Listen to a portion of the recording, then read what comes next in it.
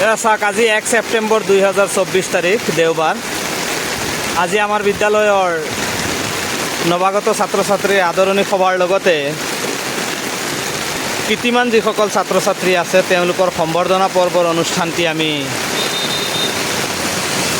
আজি অনুষ্ঠিত কৰিছিলোঁ। কিন্তু সকলো ভালে কালে আছিল, যুঁজা তুংগতো আছিল আমাৰ। কিন্তু ৰাতিপুৱাৰ লগে লগে যি ধাৰাসাৰ বৰষুণ আৰম্ভ হৈছে, বিশেষকৈ এই বৰষুণৰ প্ৰভাৱত আমাৰ বিদ্যালয়ৰ পৰিৱেশ আপোনালোকে উপভোগ কৰিব পাৰিব।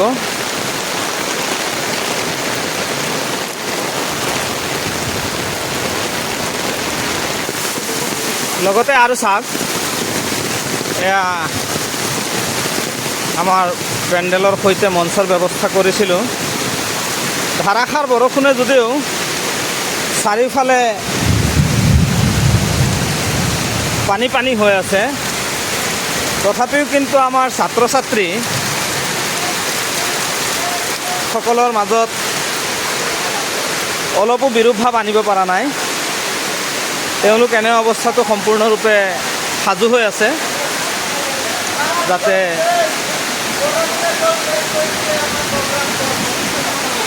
সামগ্ৰিকভাৱে তেওঁলোকে সাজু হৈছে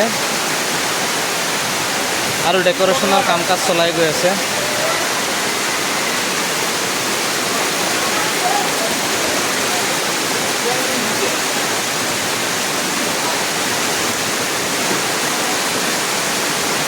আনোৱাৰ ছাৰ ইয়াত থিয় হৈ চিন্তা কৰি আছে।